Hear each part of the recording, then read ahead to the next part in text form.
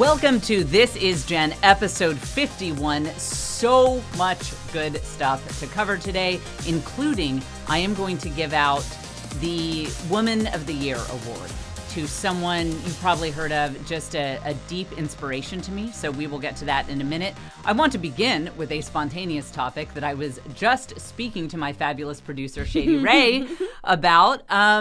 So look, this is a follow-up. This is a follow-up on some fine content that I did a few weeks ago. And this is why you have to listen to every episode of this podcast. Oh, and by the way, when you listen, tag me on Instagram stories when you watch or listen to the podcast. I love connecting with you guys, see what you think, see what's resonating with you. So tag me on Instagram, on the Instagram stories, if you're listening to the podcast. I think that's really fun to kind of listen along with you guys when the episode comes out. So, you can't miss any episodes because it's all fire over here on the This Is Jen podcast. One of the things we were talking about is the great lesson, Shady, that I learned from the priest whom Mother Teresa, see, Shady's smiling at me. Shady is giving me this look because she knows that this is going to be, it sounds like it's this just high quality, classy content. She knows it's all about to go off a cliff. One day we will be able to afford a second camera so that you will, this will be a super fancy podcast. You see that, join my Patreon. And then we'll get a second camera and you will be able to see the looks on Shady's faces when I'm doing setup like this. For money. Yeah. Patreon.com/thisisjen. So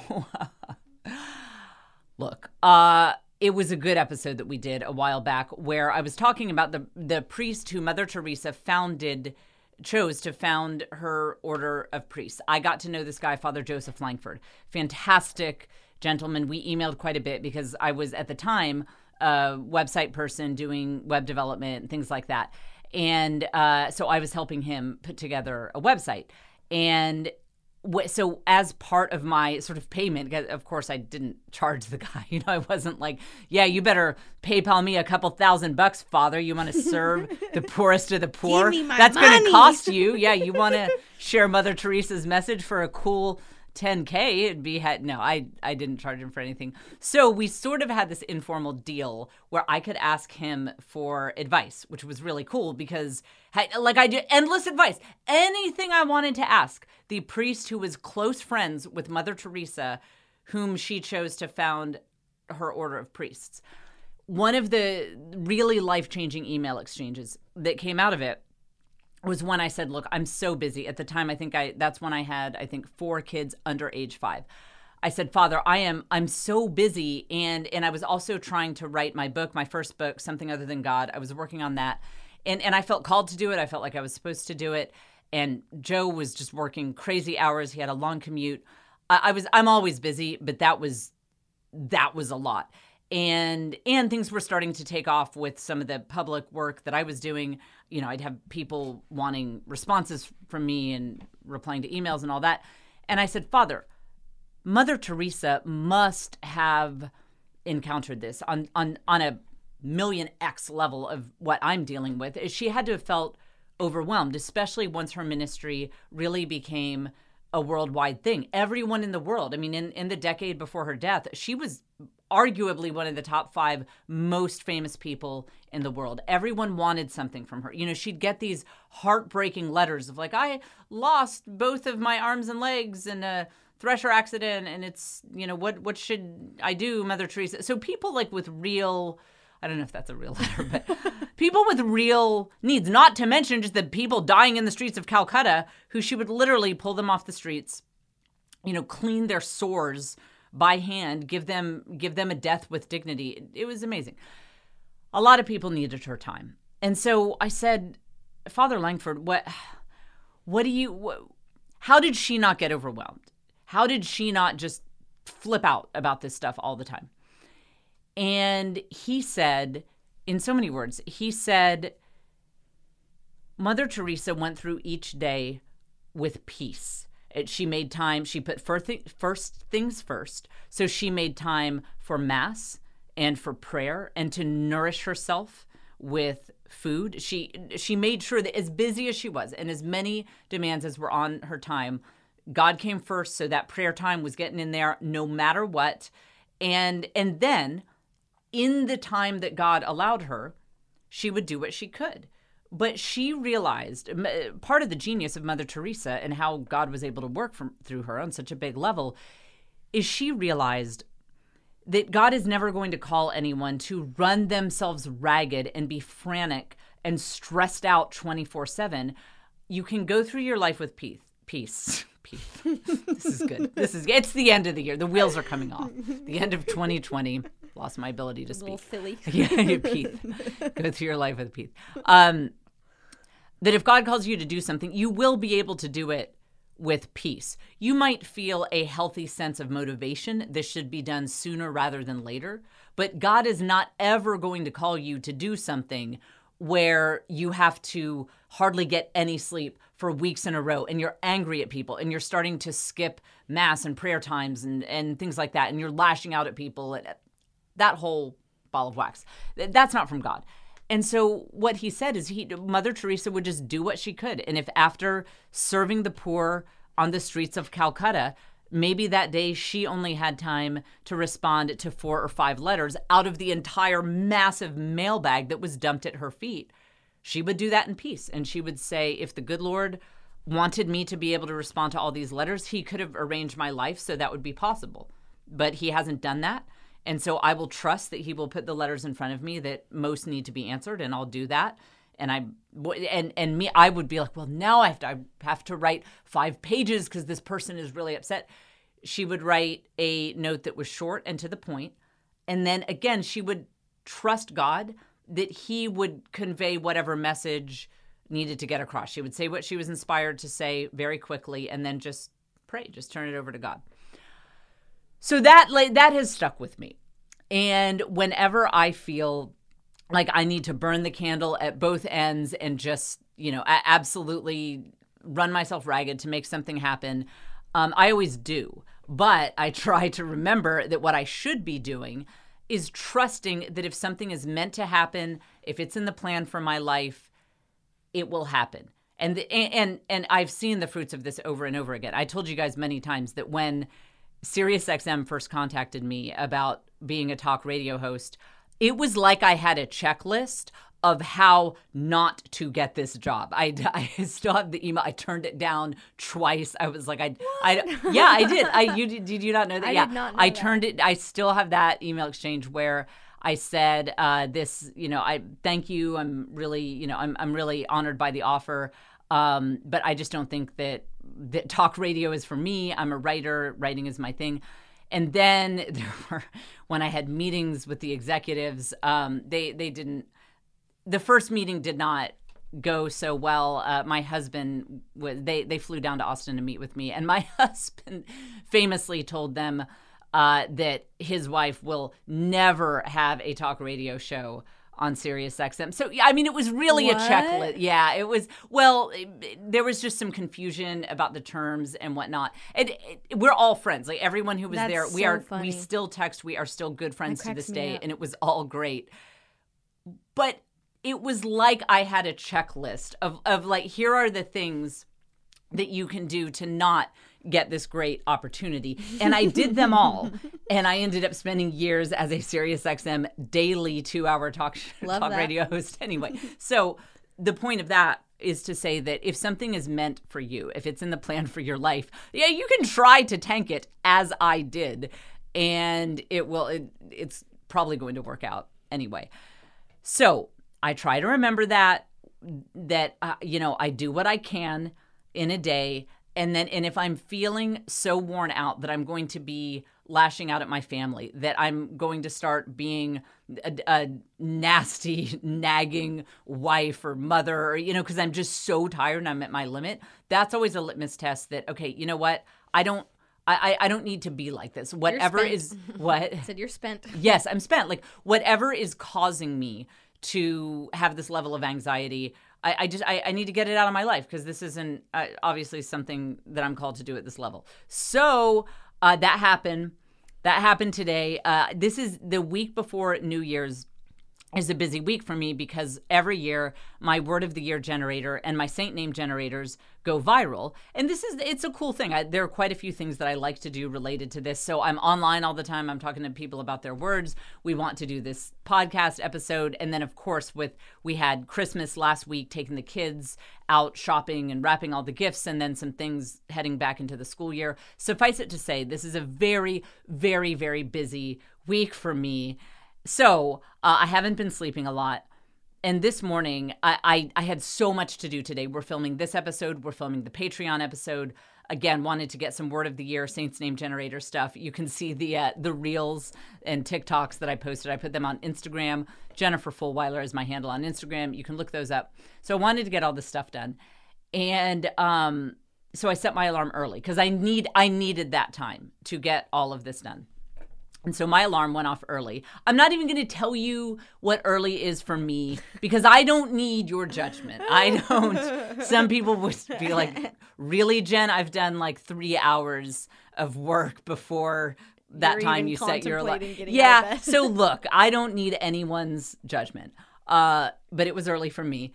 And I woke up and I could just tell I was hitting a wall. I was just too tired. I'd been pushing myself too hard. And so I just turned off my alarm and I was like, I need to go back to sleep because this is, it's a holiday week. Technically I can't, there are some days when I just can't do this. Today is a day I can't. It's a holiday week. I can go back to sleep. So now we're behind. Shady and we're going to something later this evening. Remind me to tell them what we're doing, okay, Shady. Okay. Remind me. I'm nervous. Yeah, I know. We're nervous. Yeah. So I'll tell you at the end of this episode what we're doing and why we're nervous. So we're behind. I think we're going to be late to this event because I'm getting started late. But see, I trusted in God, and I was like, God's not calling me to be, just run myself ragged all the time, and I can trust the Lord with this timing. Here's where it gets interesting. So again, I posted a reel talking about, which is it's like TikTok, but it's on Instagram. It's a video talking about my word of the year generator. And to show people, to demonstrate just how it works, you press a button and you get a word, you can get a new word. I held up my iPad, my actual personal iPad, and just kept clicking the button so that people could see it. So I did the whole thing. Now, had I been tired, had I been not following Mother Teresa's wisdom, had I said, no, it's all up to me. I can't trust God. Who can trust God? Certainly not I. I have to get up even though I'm super, super tired. I can't turn that alarm off and go back to sleep even though it's a holiday week. Had I done that, I truly think that I would not have noticed, because I don't have great attention to detail anyway, that I had an inappropriate tab up on my iPad browser, and I think I would have posted it. And part of the reel, look it up on Instagram. You'll see it right there in the grid. It's the word of the year generator one. You will see that part of it is holding up my iPad very close to the screen so that people can see. You almost got yourself found out. You can see the words, because part of it, I wanted people to be able to see the URL. So, I put it up so that you can see the URL. Oh my goodness. If I had been more tired, that would have gone out to my, let's see, between Instagram and Facebook and Twitter, I have 150K followers? That would be a lot of people to see some weird stuff in my tabs. And here's what the tabs said. So last week, my husband Joe was on the show. Look up episode 50. So Joe came on the show to talk about my word of the year generator and how much he doesn't get it. And he thought that I should add random cool words like prognosticate. And I said, well, nobody wants that word for their theme for the year. And he's like, no, but it's a cool word. And carnival, that wasn't one of his words. But he just likes cool words, even if it means nothing. Catamaran. Catamaran, that's the one. That I knew it started with a C.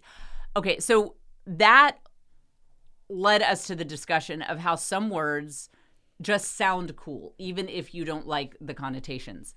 And I made the point that Oh, I think I know. You know. I think I know. Yeah, Oh, no. I made the point that you know what would be cool kids' names if we could just get past the connotation.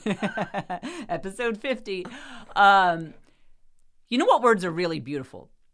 Are chlamydia and syphilis. They're beautiful. You could see, like, Gorgeous. hey, chlamydia, did you clean up your toys? Like, you can see that. Chlamydia for sure. Yeah, chlamydia, claw, I don't know, syphy. Like, it's a beautiful word. Chlamydia, it's a beautiful word, and so is syphilis. Now, but they're hard to spell. And so I search chlamydia and syphilis. It's because I was going to put it in the show notes. So I do the search. And I never close my tabs. This is a running joke on the show. Anytime you look at my browser, I always have 50 tabs open. And so, but of course, in this case, because it's my life, it was that, and then some other random thing. It was, this actually just occurred to me. I was looking up someone's address. It was an address. I came across some interest. I didn't expect to encounter someone's address, and I was like, ooh, where do they live? Like, I just want to see what neighborhood Google it is. So Maps. I had actually, I'd forgotten that was, so their address also was on there. And then it was my word of the year generator. So I would have been all, cute fun, holding up my iPad with, it says chlamydia and syphilis on what, like I'm Googling symptoms or something. And then a tab with someone's address on it that I shouldn't, it's a long story as to how I came across. I was just, look, I'm not a stalker. I'm just curious. That's all it is. I was curious as to what region they, or do they live by a lake? I won't know until I put it into Google Maps. Do you like what do you like? What Thank do you you. like? And then there's my word of the year generator. If I had not gone back to sleep this morning, I truly, in my heart of hearts, I believe I would have posted that TikTok and that reel. And I put it everywhere, Shady. I put it on Twitter. I put it on Facebook. It's on Insta. It's even on TikTok with my, fledgling following over there. It's everywhere.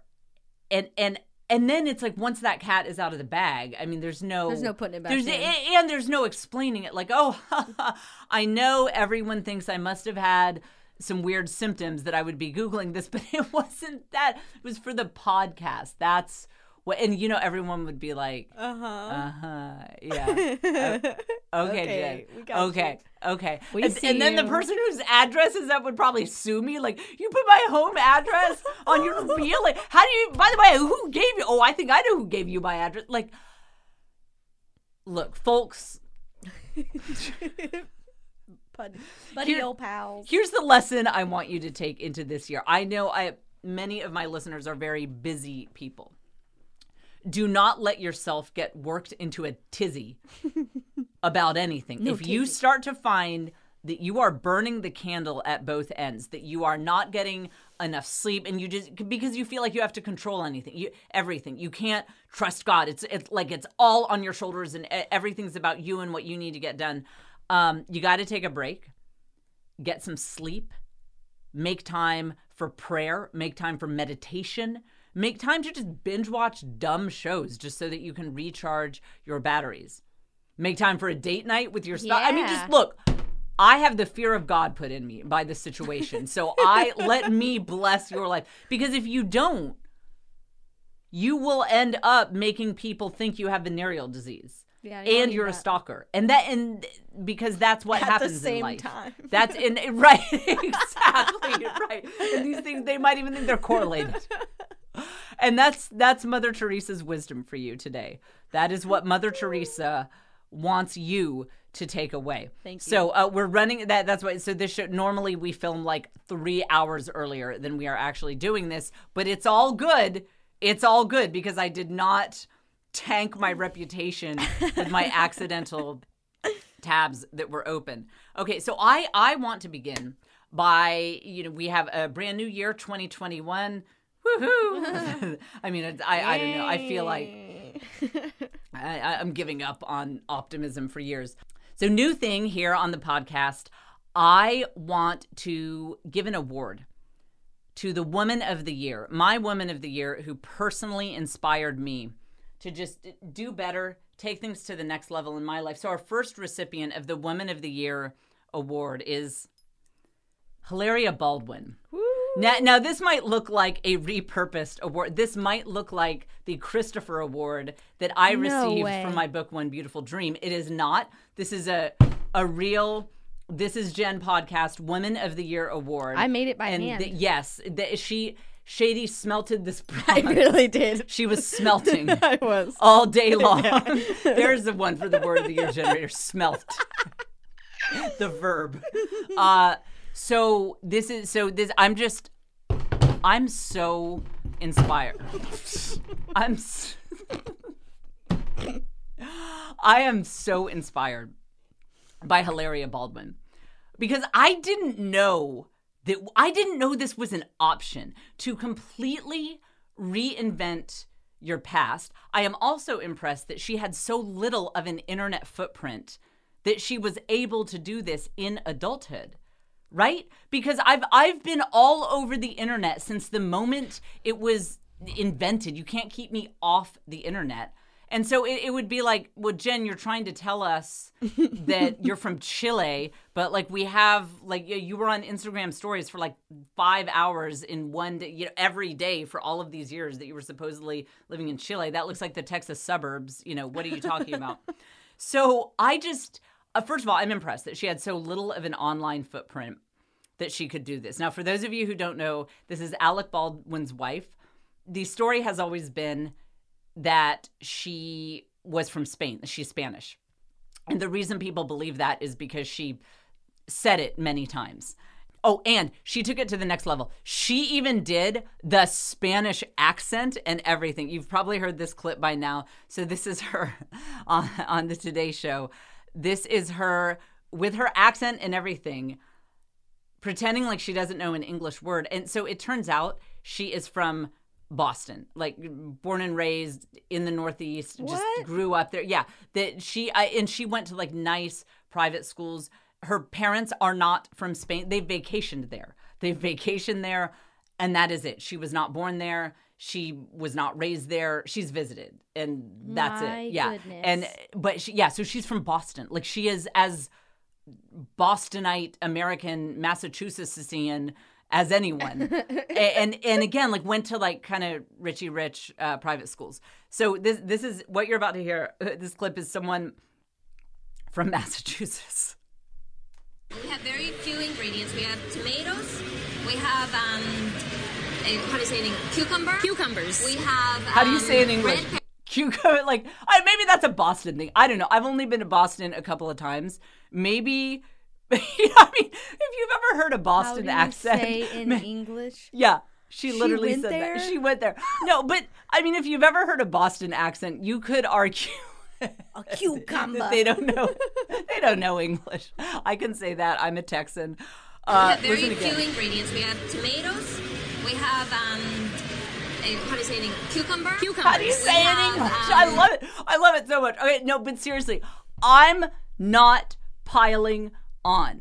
That I'm not. I am saying, look, I'm giving her an award. Hilaria Baldwin gets my Woman of the Year award because you know what? She makes me want a do-over on my life. I have told you that when I met my husband, Joe, I had some work to do to convince him that this was going to be a fit. Because I was just out of college. He'd already gone to grad school and everything. He went to Yale and he went to Columbia Law School and Stanford Business School. And he was just, even though he came from he grew up poor, he was raised by a single mother, wrong side of the tracks, that whole thing. But he had become a classy man. And so I've told you the story before that we were out to coffee, and the first time I realized that I had a little bit of work to do in this department was when Joe, I can't remember exactly what he was talking about. I think it was like a wine and cheese tasting that he went to with some Yale alumna. Is that, well, let's see, alumnus. alumni. Yeah, it's That's what alumni, plural. Yes, Latin plural. With some Yale alumni. And I believe he had also mentioned, so one of the ways he got into Yale was he's a bit of a poet. And so that wasn't his major, but he studied poetry at Yale, and he'd mentioned that he studied under the tutelage of a very well-known poetry professor, and he had gotten together, and I think this is what the Wine and Cheese Night was about, is they were discussing, perhaps some of the, who's a famous poet, some of the works of Dr. Seuss. Jewel. Right. Shady's got Dr. Seuss. I've got Jewel. Now, see, already you see what the problem is. You see why I felt like I had work to do. Famous poets. So, let's say they were discussing the work of Robert Frost, Wordsworth, Walt Whitman. So then he asked me, he said, so what did you do this weekend? And the truth was that I had been gathered with a group of my friends, and at this particular group, a gentleman had collapsed his lung from a bong hit. Oh, no. And so he had to go to the hospital. He was okay. The story has a happy ending. He went, no more. Actually, no, he did go back to hitting the bong. But I feel like he learned a lesson. Maybe don't, hit it that hard.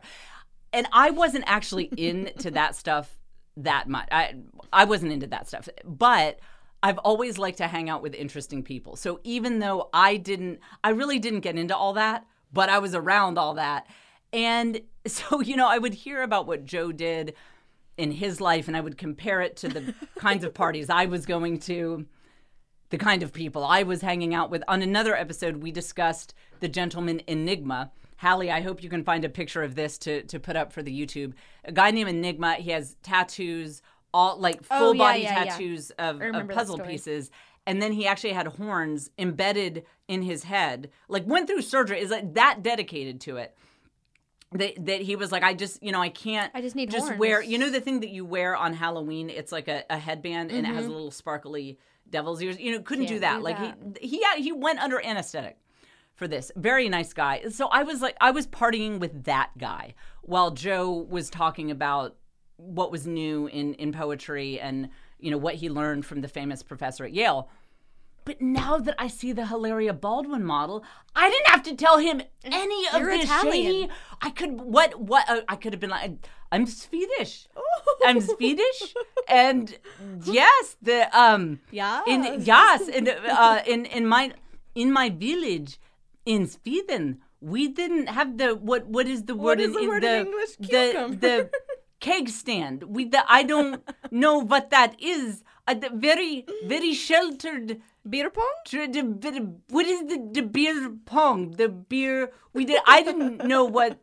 I in my village we had no beer and no pong.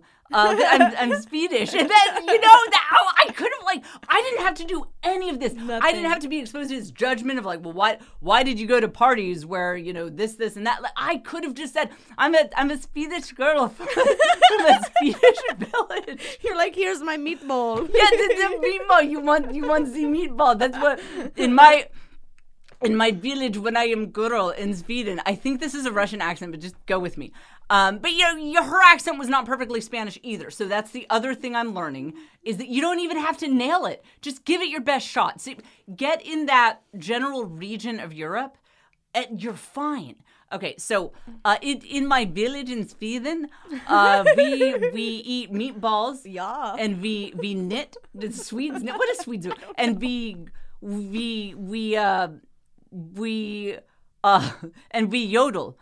That's probably the Swedish thing. They seem like a yodeling people. Oh, I think that's the Swiss, but again, you don't. That's what Hilaria teaches us, and that is why she is the recipient of this award. She didn't really nail it, and yet it worked. So in my village in Sweden, we yodel and we eat the meatballs, and then I'd have to speak in Swedish. Oh. So it'd be like IKEA Klinkenstag. Schmatzebo. I could just. Oh, you know what? Oh, wait. Hang on. Oh, this is what I would do. Most popular IKEA products. Yes. See, I am from Posang, Sweden. Lovenbach, Strandman, Malmkalix. Yes. And he'd be like, she's so Swedish. Who knows those words but I a don't. Swede? That this is working. And here's the other thing. Is, you know, what we learned is if you're hot enough, nobody cares. True. And I would have had to do a little work, you know, I would have had, but I mean, have you seen these pictures that Hilaria Baldwin would post? I don't know what's even happening. After her 5th baby was born, she has a body that looks like a 19-year-old bikini model, like 0% body fat. And this is like when the baby is 5 weeks old. So, you know, here's the other, for my hot listeners, I'd like to take a moment to address you. You can get away with anything. I mean, whatever, like tell people that you're from Fiji. Like it doesn't matter. People will not question it. Because, you know, Alec Baldwin at one point might have been like, hey, honey, your accent kind of slipped there when you're like, where'd you park the car? You know, that sounds very Boston, but I thought you were from Spain. And she was probably just like, hey, have you, So you know, she look just at talks my, like that all the time. Well, yeah, she did. Well, we don't know what she did in the home. But there are videos of her slipping up on Instagram stories. And yeah, and if you Google like Hilaria Baldwin accent slipping, she would go back to just a standard, you know, kind of a little bit Boston-y, Northeast-y accent. That is hilarious. Yeah, and so, but look, here's for my hot listeners, you don't need to deal with any of this because say that you are from wherever it is that you would like. Like, what's the country that we learned how to pronounce the other day? Turks and Caicos. Turks and Caicos. So it'd be like, I'm from Turks and Caicos. And no one knows what that accent is. So just make something up like, I'm from Turks and Caicos. It's a beautiful island. And if your rich and famous husband is like, okay, wait, suddenly you're talking like this. If you slip out like you're actually from East Texas and you're like, yeah, back on the island we had some horses and you know, and your husband is like, wait a minute, that doesn't. What you island? can just be like, look at how hot I am. You know, take off your shirt. Like he's not gonna ask any more questions. So look, hot listeners, the lesson that you can take away here is just live your best life. Do whatever you want. Make up your own reality, and the rest of us will step into it. And if we start to question it at all, post a lingerie or a bikini pic, and then we'll all just Forget the men about it. will they won't care. The women will be so busy hating you for other reasons that they won't. They'll be like, oh, the accent. That's the I'm so bitter that she looks like that at 5 weeks postpartum with her 5th kid. Who cares where she says she's from? So Hilaria Baldwin, but how do you say in English? Woman of Woman of the V. Woman of the year. I'm not even kidding. She's a pioneer and she's an inspiration to me. Okay. So Anything is possible if you just believe. No, anything is possible if you're just hot enough. Like anything is possible if you just look good enough in lacy lingerie, the sky's the limit. Winner. You know, you could say whatever you want, change your name, change your ethnicity. Like it doesn't matter. Okay, so I promised you that I told you that I would tell you what Shady and I are doing tonight. So now those of you who listened to my radio show at SiriusXM before I quit my job, for those of you who listened to that radio show, you might recall that one of my regular guests, very popular guest, was Chapel Oates, the professional organizer. You used to be able to look her up at Chapel Oates Organizing, I think .com or something. It doesn't matter. It's moot. She's too good for that business anymore. She's doing new things. But Shady and I both know her. She is absolutely fabulous. Yes. And she's on her game. Always. She is someone and you have to be to do the work she did because she would go into people's homes, very often hoarders' homes. And look, I can't clean up my own desk. If you guys saw a shot of this studio, it's a disaster. So I can't clean up my own little space with 5 things lying around in it. Chapel is the kind of person that can go into a hoarder's home and be like, I'm not intimidated by this. I'm not, just because you have a stack this high, some stuff is trash, some stuff is really important papers, some stuff is antiques. Yeah, we'll just get all through it. You have to be a super positive person. So, Chapel, this evening, to celebrate the new year, she's having a vision board party. And don't worry, it's socially distant. We'll all be in hamster balls. This is not a super spreader event. So she's got that figured out, and it's not a huge party. It's a select. Yes. It's a select group of people. Shady and I are a bit intimidated. Yes. By this. Now, and Shady, I'll ask you in a moment why you're intimidated. I'm intimidated because I think I have resigned myself to existential despair after 2020. After I had my fall tour all set with a major tour promoter company, like they work with the most A-list of A-list people. I had that all set, which is why I quit my job. It just seems like COVID's never going to be over. It's just been one hit after another this year. And so what's my vision? My vision board, like I'm going to tear out, she's going to have magazines there. I'll tear out an ad for Johnny Walker and just there. That's Perfect. My vision board. So I'm just afraid that I'm going to mess up the vibe of the vision board party. Same. Because I don't care anymore. I don't, to take it back to the beginning of the podcast episode, God is in charge. It's very clear to me that the reason why God put me on this earth is to be a sitcom for him and the heavenly host. I am the Office, like my life is like the Office for heaven, and they're just all watching this and it's a farce. So I don't care anymore. But I feel like I'm gonna harsh the vibe of the party, I feel like I'm gonna get the idea wrong. It's gonna be like a picture of my bed and like a taco.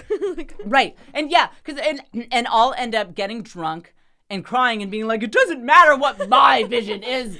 Nothing works out for me in my life. And and her friends will be like, so who invited that woman? Like, how did she get here? What? So Shady and I are very intimidated by this. What if it's like a pumpkin carving party where there's a contest? Oh no! They do that. I don't win. Right. I know. God, I'm not going to win. I don't ever Chapel try should hard do that. enough. She should get. I have my scepter. Hang on. I have my handy scepter here. Chapel should get a scepter and just judge people. Be like, that is a terrible vision board. That is why you are a loser, and you will always be a loser. Wrong. Yeah, wrong. Yeah, and I've got no. I don't know where my crown. Oh, here's my. Yeah, I would walk around and be like, I'm here to judge your vision, but this is a terrible vision board. You're never going to have any success. What kind of vision is this? Yeah. So, but I have to be careful because, as you guys know, one thing that was difficult for this year, for all of us, is that I manifested the pandemic. Rude. With last year's vision board. And I've apologized for it. Really, guys, I'm sorry. I know it would have been a better year without a pandemic. And so that's why I have to be careful, because we discussed let me look up what episode. We discussed in episode, which one is it? 47. In episode 47, I discussed so I did a vision board for 2020. And because I knew that 2020 for me was going to be all about the tour, my 2019 stand-up comedy tour that I self-produced was such an amazing hit. I mean, we sold out basically every venue. Some venues sold out in a matter of hours. And it was like, this is hot. I should quit my job. So everything was about the tour. So my vision board, my actual vision board that I translated into images that I would reflect on and be inspired by on my lock screen, on my phone, and my computer, was pictures of theaters. But it did, and I would look at these pictures of theaters like, yes, this is what we're going for. It's happening. I'm on fire. Yeah, this is the destiny.